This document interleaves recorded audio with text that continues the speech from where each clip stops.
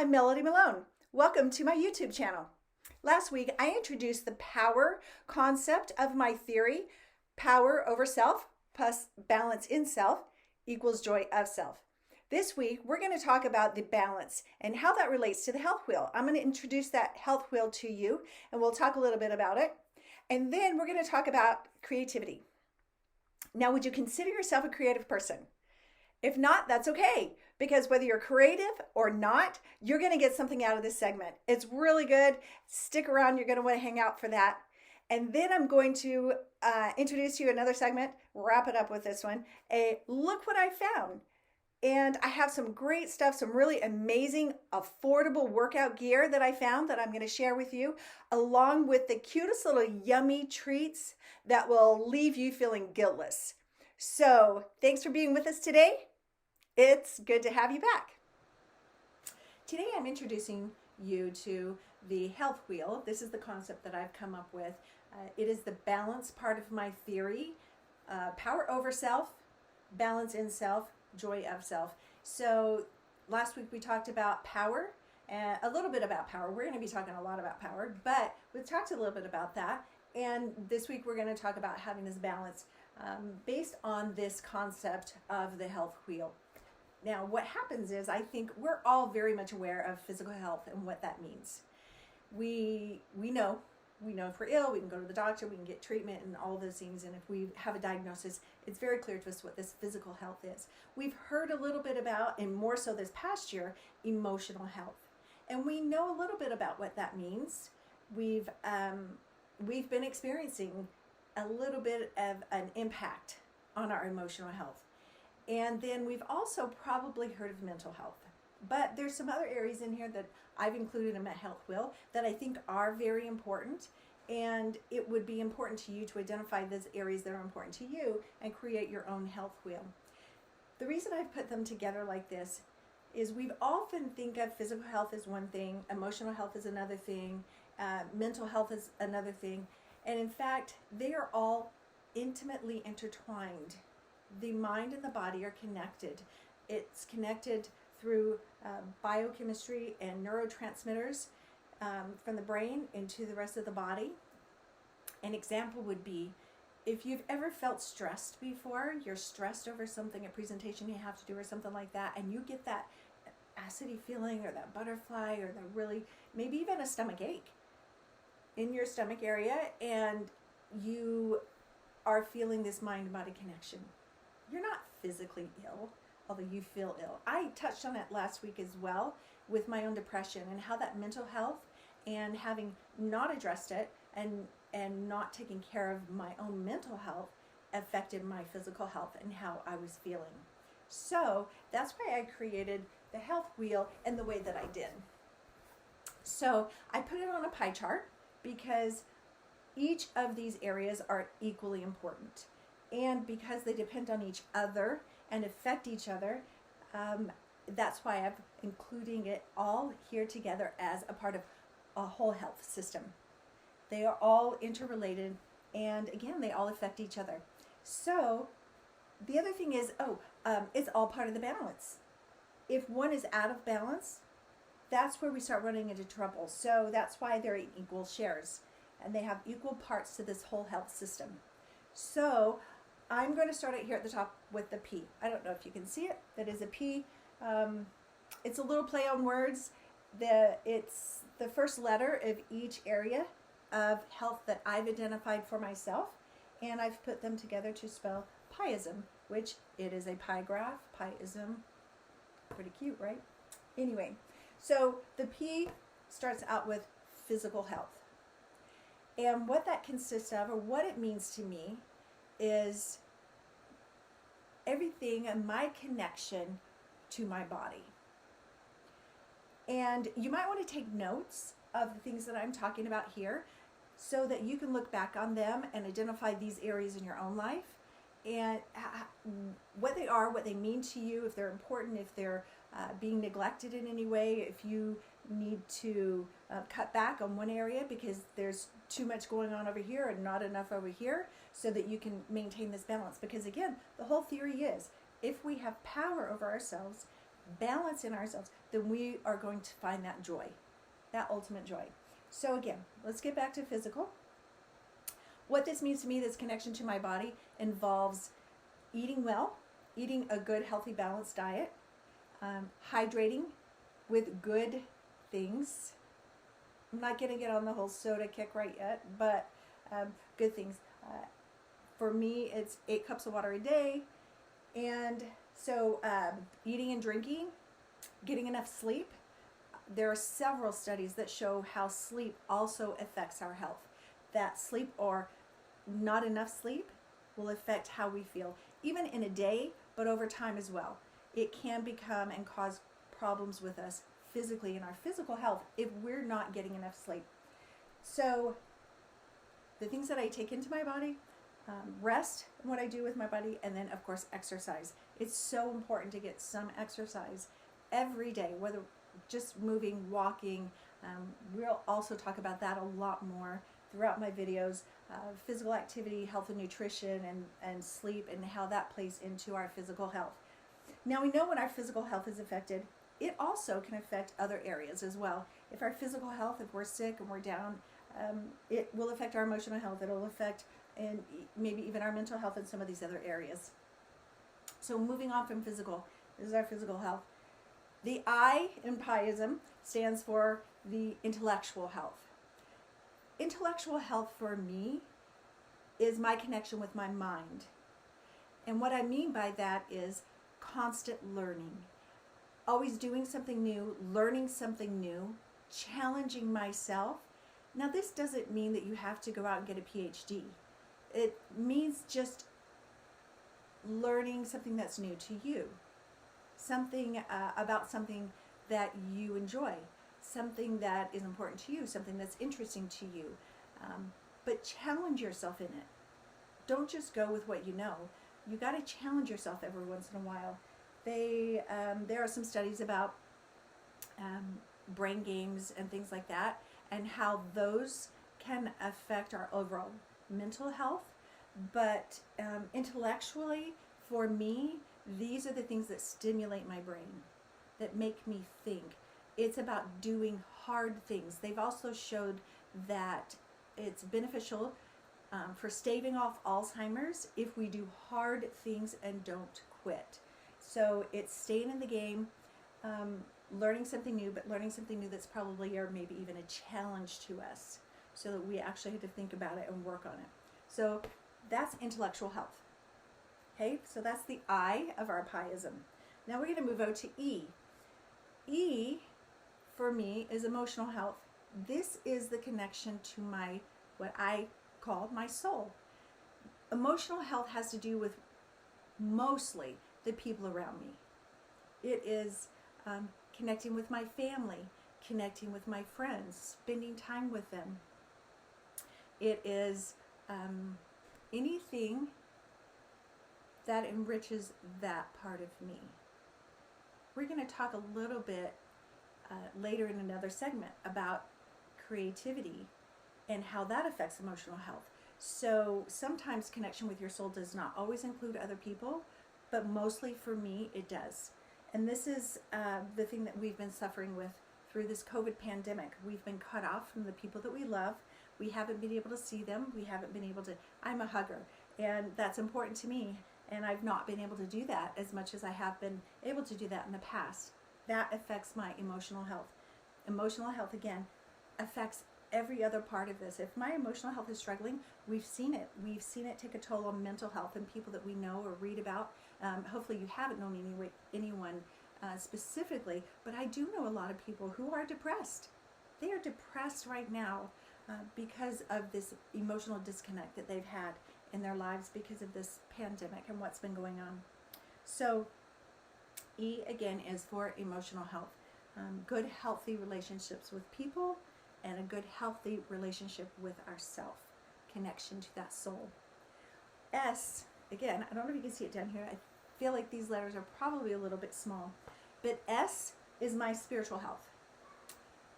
This, for me, I happen to be Christian, and I believe in God, an all-powerful being who is my Father and my Creator. And spirituality and my spiritual health is my connection to my God. Spirituality for you may not be the same. It's your connection with your God, whatever your God may be, whomever your God may be. We can get into this in a religious sense, in that there are religions, if you can believe it, that have been created for the worship of sport. I can't remember what it's called, but specifically it was created in Europe, and it was to worship the sport of football, as we call it here in the United States, but in Europe it would be referred to soccer, of course. That's your God. I guess that would be your spiritual connection. So whatever that means for you, if you're a naturalist, maybe it's getting out in nature, going hiking or whatever that might consist of, earthing, doing those types of things. So spiritual connection is the connection to your God. That's my spiritual health. And then the last one here is the M for mental health.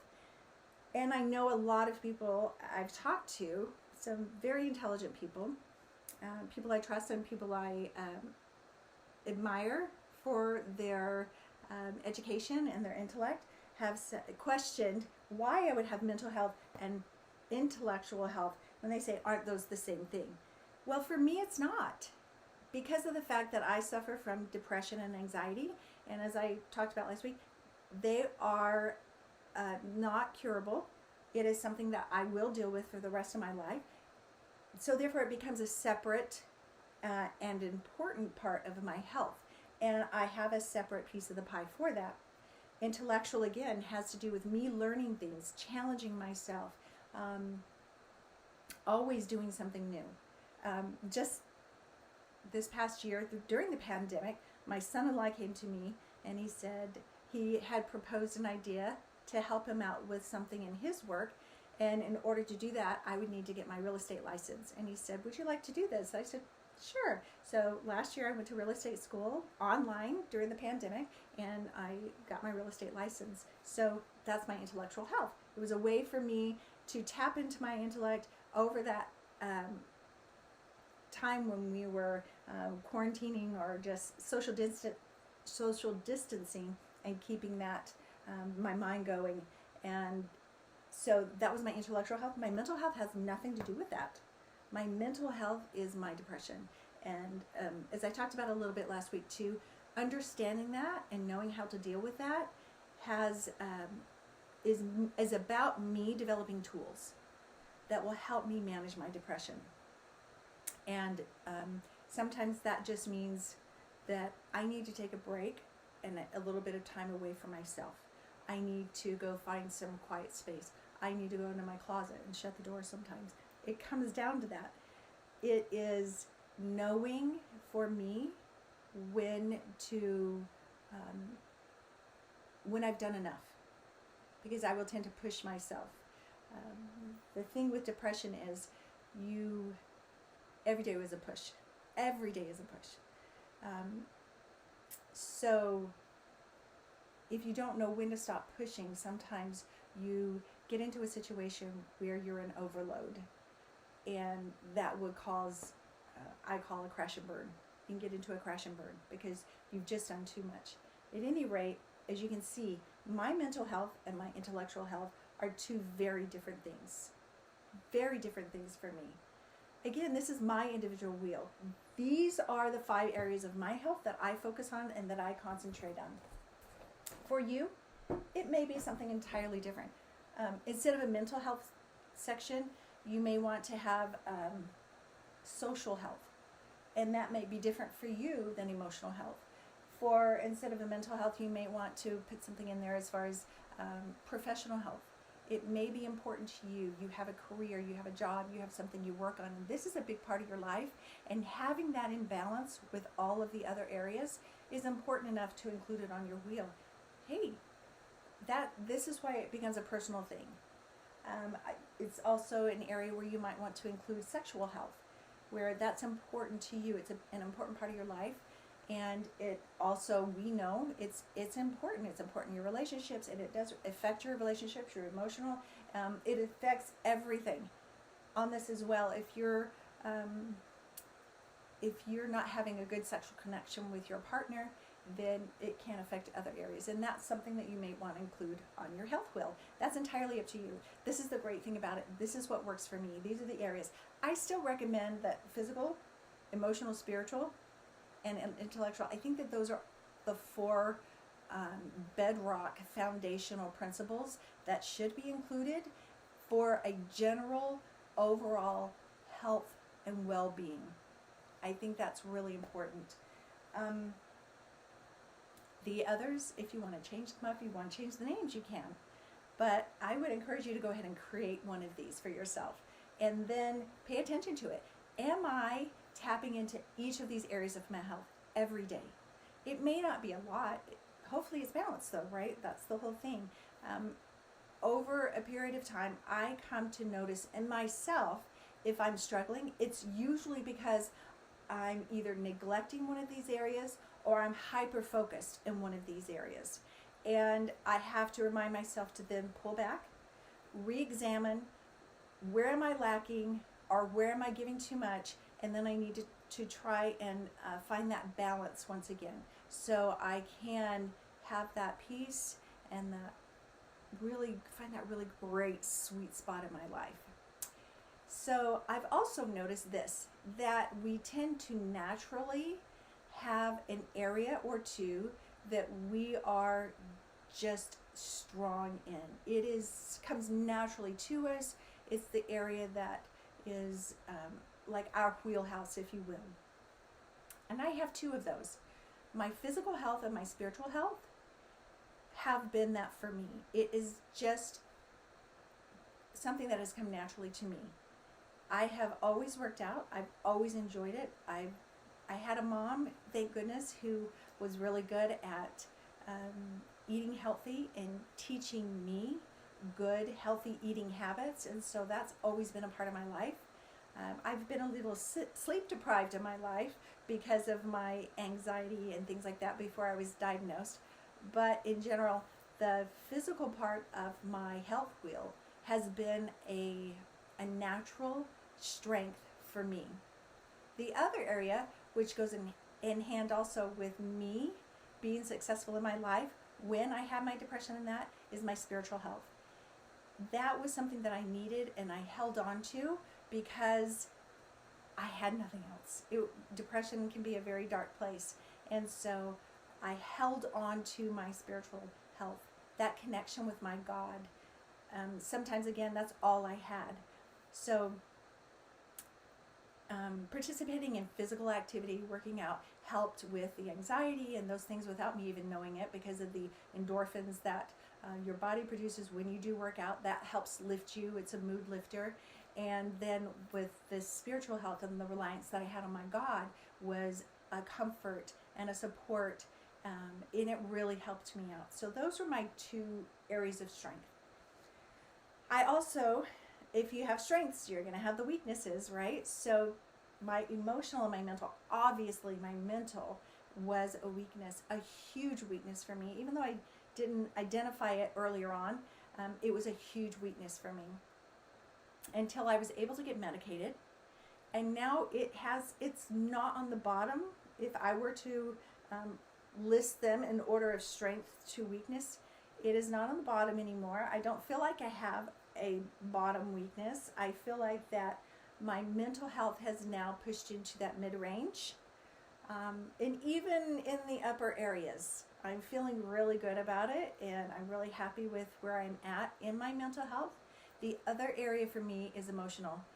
Because of my depression and anxiety, it affected my connection with other people all throughout my life. I wasn't able to establish good, healthy relationships with people, and oftentimes I miss that connection with my soul. It's difficult to explain if you've never been depressed, but having that depression just clouds everything. It clouds your perceptions of things, and there's a lot of stress and worry over things, and a lot of it was social anxiety. And so that really affected my emotional health.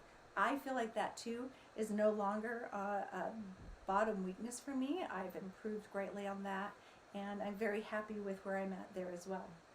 The one that has always been kind of the middle ground for me is my intellectual health. It has been an important part of my life.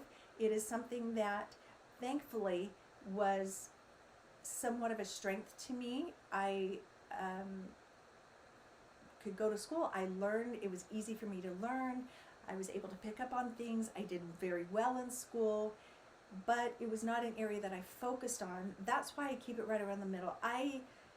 Because of the depression and the other distractions I have with the other parts of my health, I didn't engage in that part of my health as I should, and I could have really done a lot more with it. That's why I say it was right around the middle ground area. That I just didn't engage and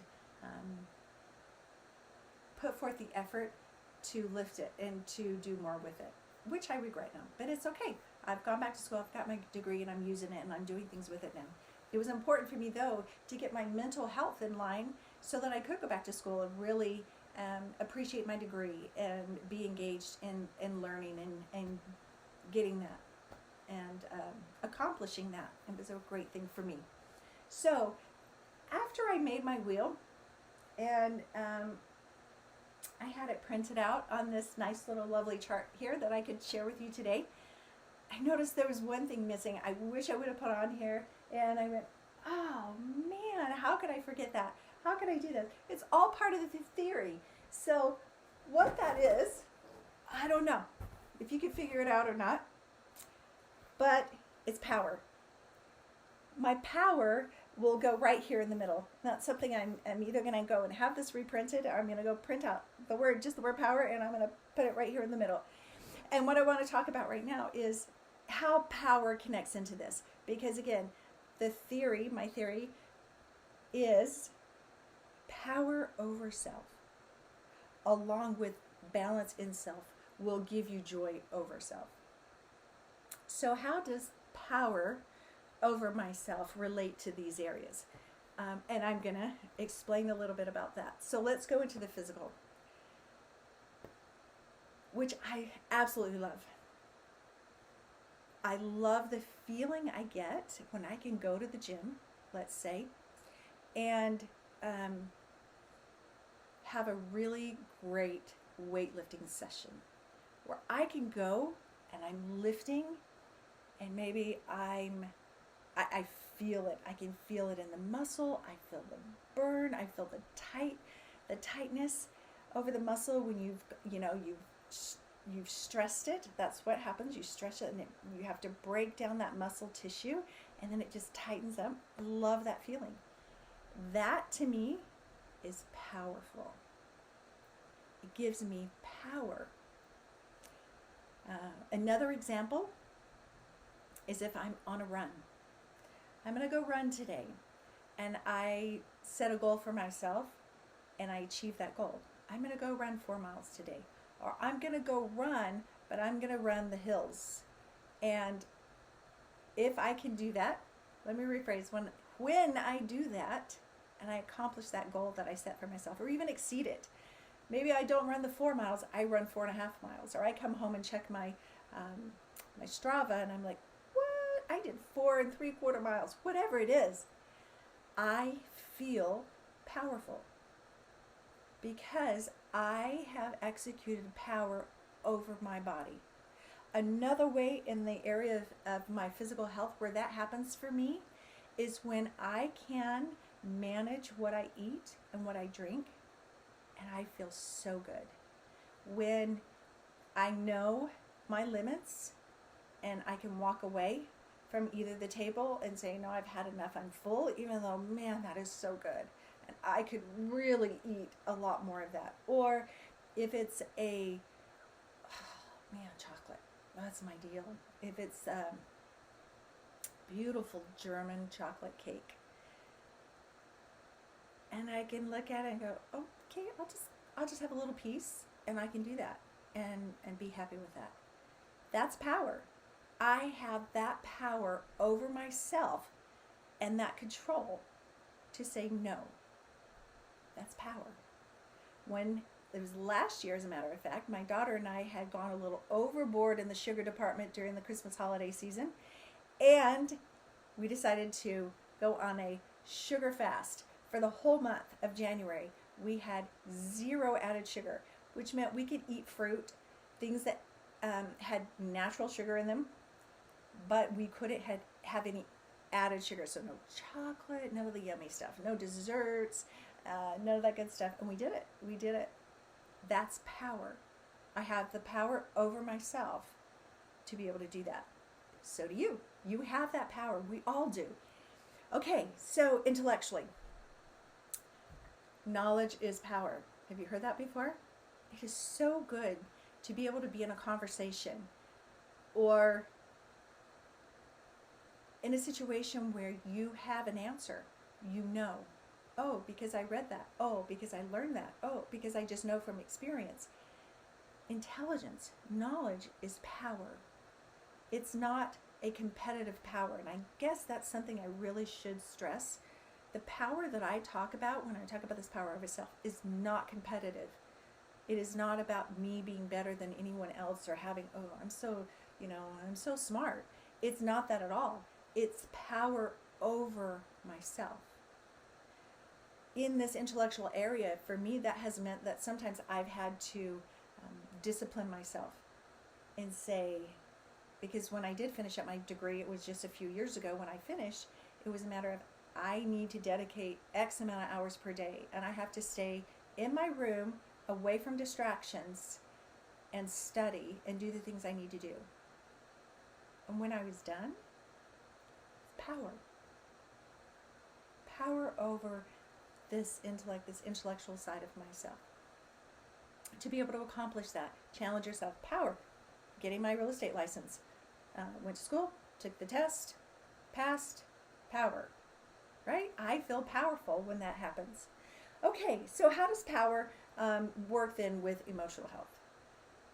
It's a little bit different. I'm, again, not trying to go out and exercise power over my friends, but let me tell you what, knowing that those people are there for me, knowing that I have people that love me and care about me, like my family, my friends, knowing that I have that is powerful as well. There's a power in knowing that others have a feeling of love for you, that they would be willing to do things for you, that they would be willing to sacrifice for you. That's very powerful. That's very powerful. Let's see. Oh, my spiritual. Well, when again, just like I said, I am Christian. I believe in God, and when I talk about power in my spiritual health, it is all about His power. It is about Him making His power available to me. I know that. I know that for a fact. I know that I have that power that I get from Him. And that is a power beyond anything else. Anything. Because His power, He is all powerful. And when I know that He's behind me and He's supporting me, that is power. Again, beyond anything else. Okay, power in my mental health. This one for me is a little bit more difficult. My mental health is a challenge. It's always a challenge. A lot of the success in my mental health has come from, as I've talked about, balance and power, but it has also come from, I'm sorry, I'm just having a difficult time putting this one into words for you. Okay, cognitive behavioral therapy. That is when you take control over your mind. This really impressed upon me after I watched A Beautiful Mind. Russell Crowe. It's a movie about a professor who's very intelligent, and I believe he was actually nominated for a Nobel Prize in economics, if I'm not mistaken. But what happened to him, though, is he developed a mental illness. He became mentally ill. He had schizophrenia. The most impressive thing in the movie to me was when he was able to recognize it, right? That is a huge key in overcoming anything and having power over anything in your life, is when you're able to identify it. Because when you identify it, it becomes real. You have something you can work with. You have something you can overcome, fight against. Okay? So identifying the mental health. He was able to do that. In the very end of the movie, when they approached him from the Nobel Committee and they said, Professor, can I talk to you for a moment? This is who I am and this is where I'm from. He had the mental acuity, because he would see people who weren't there and those things throughout his illness, to turn to one of his students, because he was still teaching at the time, and say, do you see this person here? Is there a person here talking to me? And the student was able to reply to him, well, yes, Professor. That just struck me, because at that point in time, he had power over his schizophrenia. He was in control. He controlled then his mind, not the other way around. Cognitive behavioral therapy puts the power back in your hands, where you take control over your cognition. This is my power in my mental health. When I get up, and it's a hard battle. Some days the alarm goes off, you don't want to get up. And it's easier for me to crawl into bed and to stay into bed. And it's that mental battle of putting the smile on my face, and there are I have a mental health plan, so there are a lot of things that go into this, but having a plan for the day, and it's a win for me when I have the power over my mind to say, not today. I'm not going to give in to this today. And I get up with a smile on my face and attack my day, instead of the other way around, where my day seems to just get away from me and control me. I have control of that. That's power in my mental health. I hope you can see how this, or at least I hope you can start to see how this picture is coming together. How power and this balance in all of these areas of your health is so important to find this joy. I have it. I am in a place in my life where this joy is a part of me. The battles are real. They're still there. It doesn't mean any of this is going to be easy, but because I know this, because I have this knowledge now, because I understand it, I'm in control. I have the power, just like you do. I hope that you will take what I've mentioned here, hopefully take some notes, and create your own wheel. We'll be talking about this some more. This is obviously the focus of my YouTube channel, and we'll be talking about this a lot in all the different areas of your health. Studies have found that being creative is good for your emotional health. So what do you say to yourself? I'm not creative. And I think we have a misconception about what that means. We think if we can't create something that we can hang on a wall, a beautiful piece of artwork, or some beautiful patchwork quilt that has this scene on it, that we're not creative, and that's just not the case. Actually, what the studies had said, that engaging in creative behavior improves your brain function and your mental health. Wow, can you believe that? That is amazing. I love how they said engaging in creative behavior, because that is far less limiting than being creative. What it means is we just need to create something. We need to step out of the box about what being creative is. So I'm not creative. I would not consider myself creative in being able to create something that I can hang on the wall, or I think is this beautiful art piece. However, I do like to create. And a couple of the ways I'm going to share with you that I find that I can create things that I enjoy, and it makes me feel good, and it does improve my health, my emotional health. One of them is cooking / baking. So, and what I mean by that is following a recipe, start to finish, using scratch items, not a box or something boxed or even packaged. I know some of those things come great, and I don't know, they might work. Not sure, that would be up to you. But I'm talking about just following a recipe, putting everything together by scratch, and then at the end, you have created a meal or a dessert. And I'm not even good about making it look pretty, but it still is fulfilling to do it. I am creating something. The other area where I like to create, and it is definitely out of the box, is I love clothes. That's one of my things. I just enjoy clothes. I love putting together an outfit. And when I do that, I feel like I have created something. I've created an outfit. And when it looks good and I can look in the mirror and I go, oh, yeah, I like this. I do. I feel good. It's another emotional health booster.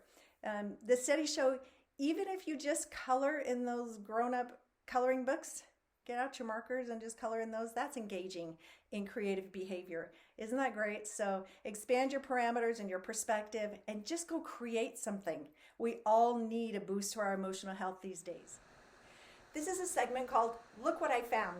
I really love finding great stuff, whether it's a good buy or just something that makes your life a little easier. So I was in Target the other day. They have this wonderful line. Props to Target. That's all I can say. It's called In Motion. I walked out of the store and my daughter said, well, I was telling her, I said, I spent $110, tax and everything. And she said, yeah, but look what you got. You got 4 things. I said, no, I got 5 things. 5. So that's what I would spend, $110 normally on just one thing at one of the other popular workout places where you get your gear. And here's the great thing. First, let me show you what I got because I think it's so awesome. I've got this really great, still have the tags on, haven't taken those off yet. This really great shirt. I love how it has that balayage kind of look to it. It's faded in, so cool. Then I got the pants to go with it.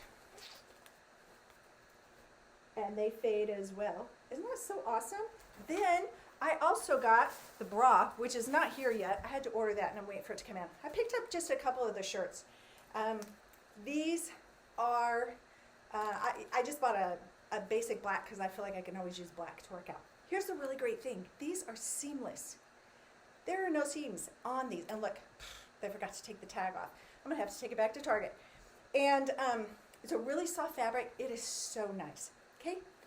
This one, and then I got this color, which also still has the tag on it. Props to Target, not so much. Anyway, great. They feel great. They're amazing. They feel good against your skin. Here's the deal. $15. $15.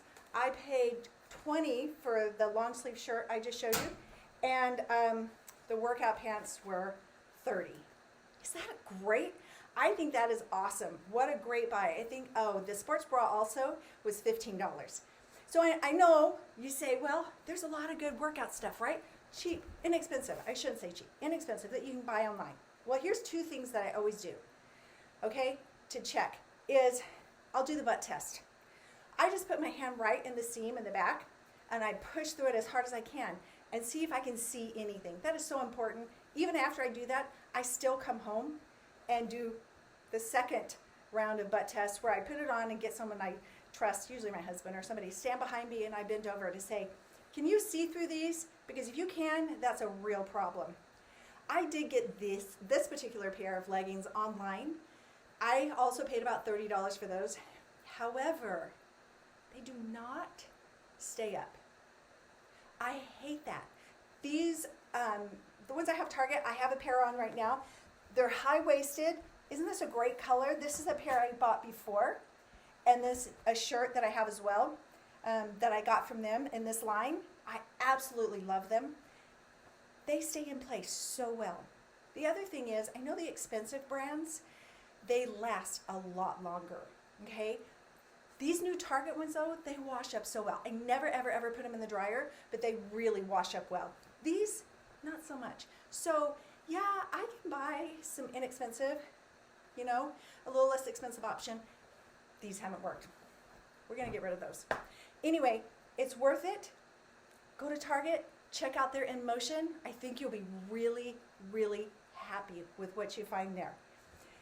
While I was there, like, who doesn't need something else at Target, right? So I had to pick up a few groceries, and I found myself in the grocery section, in the freezer section. Actually, I was looking for a treat for my grandchildren. They had asked for some ice cream sandwiches. I came across these as I was looking in the freezer section at Target by the ice cream. This is Annie's, so they're all organic. And I thought, oh, this will be great because my daughter is very particular about what she lets her kids eat and that kind of thing. And I said, oh, she'll be really happy with these. She should be okay. But guess what? I brought them home. I opened the box and I looked at these little guys. Look at how cute they are. They're the cutest little bars. And they're so yummy good. And then I checked, 110 calories. This is my treat. Not my treat, let's be honest. On Sundays, I go all out. I'll have whatever I want. But during the week, when I need a little something, I can have this, and I do not feel guilty at all. That's it for today. Thanks for hanging out with me. I hope to see you next time. We're going to have a guest come in, and we're going to talk a little bit more about power and the balance wheel and how all of those things together can bring joy to you in your life. I hope to see you then.